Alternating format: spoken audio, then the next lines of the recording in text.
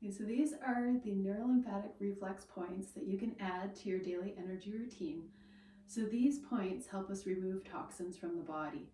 So the lymph holds those toxins until we can get rid of it. And by rubbing it, we help to clear those toxins out of the body. So this is helping to clear emotional, hormonal, or physical issues from the body. Because all of these points are related to the meridians, they can also help to strengthen our meridians. As a preventative, it can help us to maintain balance in the body. And it can also help the body overcome an illness if there's already an issue in the body. So when we're rubbing these points, we're just going to use a nice circular motion. And you can rub them, you can tap them. I prefer to rub them. And if any of these points are tender, that's telling you that there's an issue in that point. So there's stagnation in that point, and we want to get that to move. So by rubbing that point, if it's tender, you might want to rub that one more often or a little bit longer as you're doing this work. If you have many points that are tender, you might want to start with just a few of those points and then add on as you go. Anytime we're working with neurolymphatics, you want to make sure you're drinking lots of water to help clear those toxins from your body and not have that build up in your system. So let's move on. So the first points we'll start with, we all know how to find our K27. So we find the collarbone and slide down a little bit, and that's our K27. So that's one of our first points that we can rub. And again, if that point's tender, rub it a little bit more. If it's sore, rub it more. And then as we move out from the K27s, we're going to go into, we just kind of follow along the line of our collarbone. So you have the governing points, we have a heart point, and we have stomach. And then we have our central meridian line, which is in the groove of our arm. And then we have the same thing going across the other collarbone. So we have those K27s, we have governing, heart, and stomach, and then central. And then if we rub our arms, so there's a point in the front and there's a point down the line on the side. So this is kidney. So we can give kidney a little bit of extra attention here.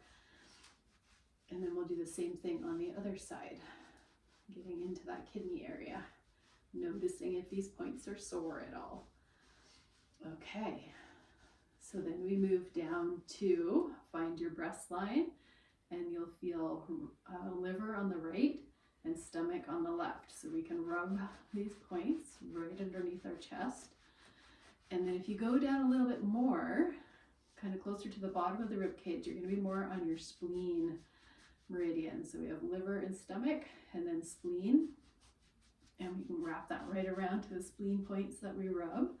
Want to give spleen a little extra attention. And then if we go down the center of our sternum, this is our lung neurolymphatic. So we can come all the way down kind of the length of our sternum. And then if we go out a little bit to either side and rub down, we're also rubbing lung, and we're also getting into gallbladder towards the bottom of this. So you can kind of rub all the way down.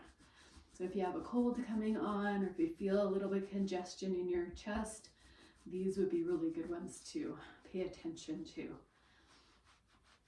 Okay, and then when we get to the bottom of the rib cage, you can kind of feel where the bottom line of your rib cage is. This is small intestine, so we can just give that a good rub. And if it feels good, you can put your fingers up under there. If it doesn't, just rub that line, and you'll still be getting into that small intestine. And then from there, find our navel and come up maybe 2 inches, and you're going to have kidney. And then we have triple warmer and our adrenals. So that's about 1 inch up from your belly button, out to the side about 1 inch. And then beside the belly button, we have our bladder. And then we have those ileocecal and Houston valves. If we're right in the crease of our legs, you can be kind of working the ileocecal and Houston. And we can do bladder across the top of our pubic bone. And then from our hips down to our knees, on the outside of the leg, this is our large intestine. So we can rub down large intestine.